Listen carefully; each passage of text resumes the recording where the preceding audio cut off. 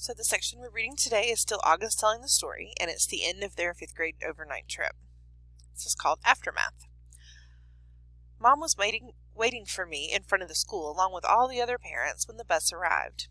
Mr. Tishman told me on the bus ride home that they had called my parents to tell them there had been a situation the night before, but that everyone was fine.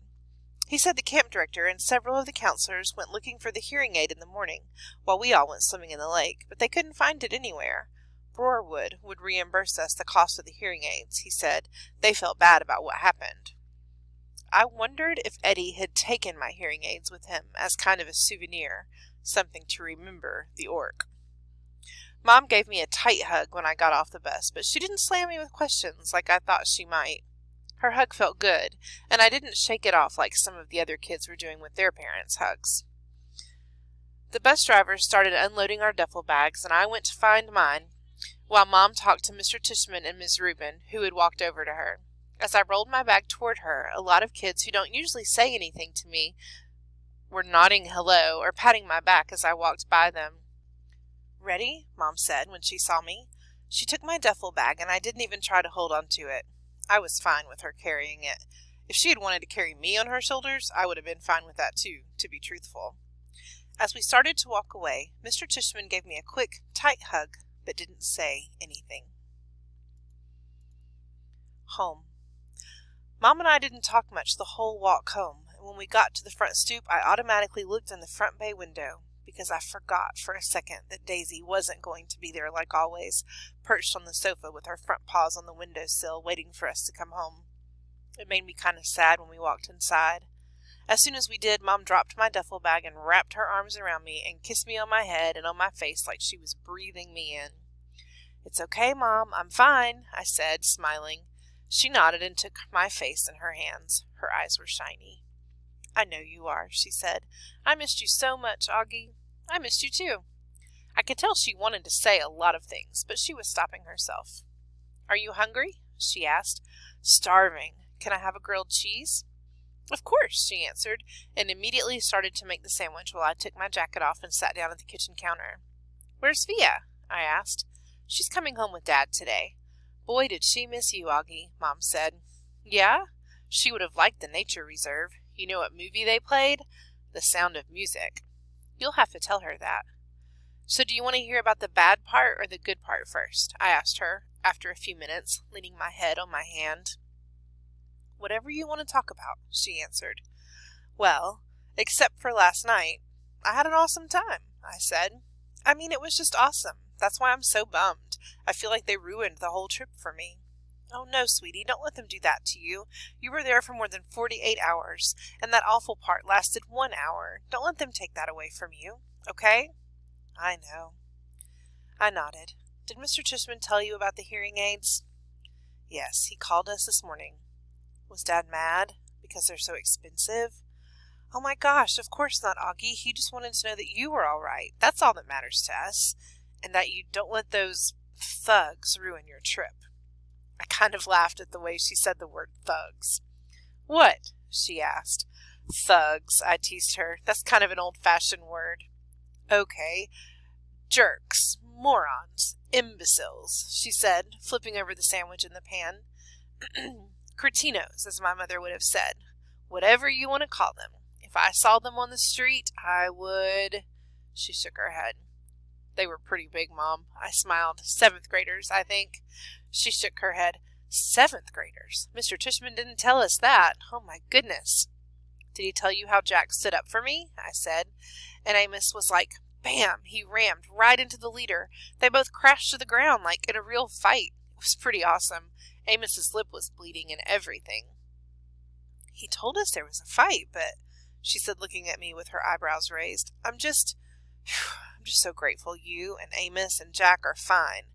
When I think about what could have happened," she trailed off, flipping the grilled cheese again. My Montauk hoodie got totally shredded. "Well, that can be replaced," she answered. She lifted the grilled cheese onto a plate and put the plate in front of me on the counter. "Milk or white grape juice?" "Chocolate milk, please." I started devouring the sandwich.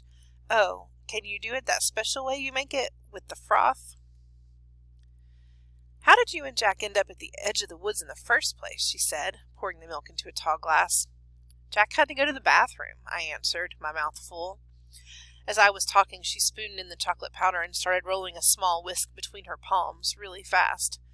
But there was a huge line, and he didn't want to wait, so we went toward the woods to pee. She looked up at me while she was whisking. I know she was thinking we shouldn't have done that. The chocolate milk in the glass now had a 2-inch froth on the top. That looks good, Mom. Thanks. And then what happened? She said, putting the glass in front of me. I took a long drink of the chocolate milk. Is it okay if we don't talk about it anymore right now? Oh, okay. I promise I'll tell you all about it later, when Dad and Via come home. I'll tell you all every detail. I just don't want to have to tell the whole story over and over, you know? Absolutely.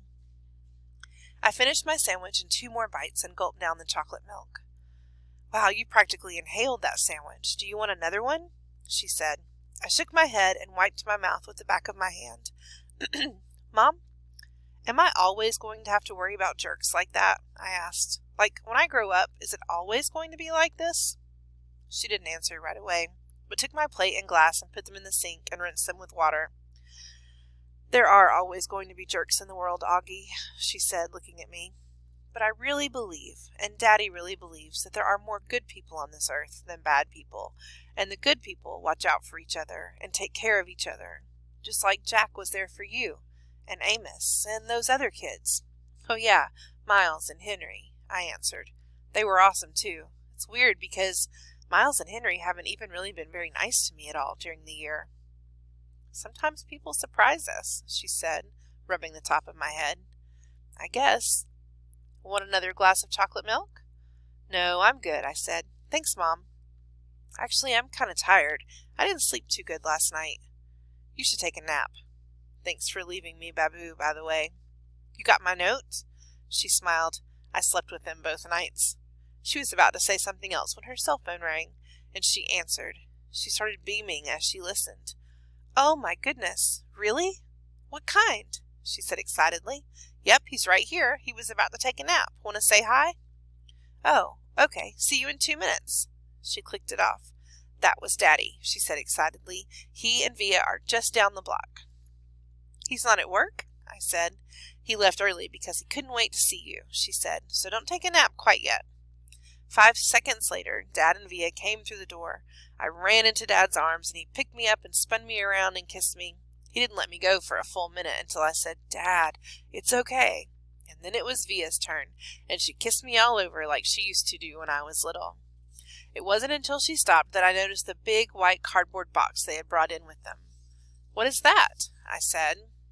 Open it, said Dad, smiling, and he and Mom looked at each other like they knew a secret. Come on, Augie, said Via. I opened the box, and inside was the cutest little puppy I've ever seen in my life. It was black and furry, with a pointy little snout and bright black eyes and small ears that flopped down.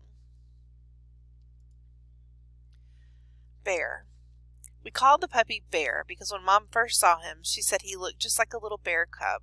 I said that's what we should call him, and everyone agreed that that was the perfect name. I took the next day off from school, not because my elbow was hurting me, which it was, but so I could play with Bear all day long. Mom let Via stay home from school too, so the 2 of us took turns cuddling with Bear and playing tug-of-war with him. We had kept all of Daisy's old toys, and we brought them out now to see which ones he'd like best. It was fun hanging out with Via all day, just the 2 of us. It was like old times, like before I started going to school. Back then I couldn't wait for her to come home from school so she could play with me before starting her homework. Now that we're older, though, and I'm going to school and have friends of my own that I hang out with, we never do that anymore. So it was nice hanging out with her, laughing and playing. I think she liked it, too. The shift. When I went back to school the next day, the first thing I noticed was that there was a big shift in the way things were.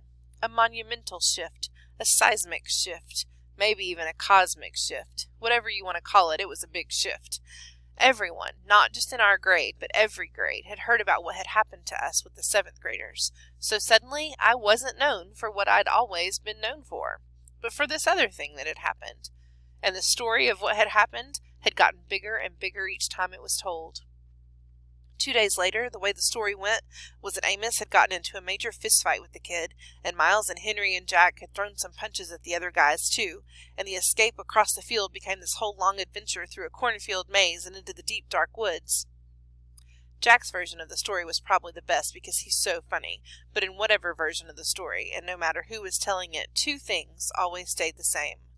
I got picked on because of my face, and Jack defended me. And those guys, Amos, Henry, and Miles, protected me. And now that they'd protected me, I was different to them. It was like I was one of them. They all called me little dude now, even the jocks. These big dudes I barely even knew before would knuckle punch me in the hallways now. Another thing to come out of it was that Amos became super popular, and Julian, because he missed the whole thing, was really out of the loop. Miles and Henry were hanging out with Amos all the time now, like they switched best friends. I'd like to be able to say that Julian started treating me better too, but that wouldn't be true. He still gave me dirty looks across the room. He still never talked to me, or Jack. But he was the only one who was like that now, and me and Jack, we couldn't care less.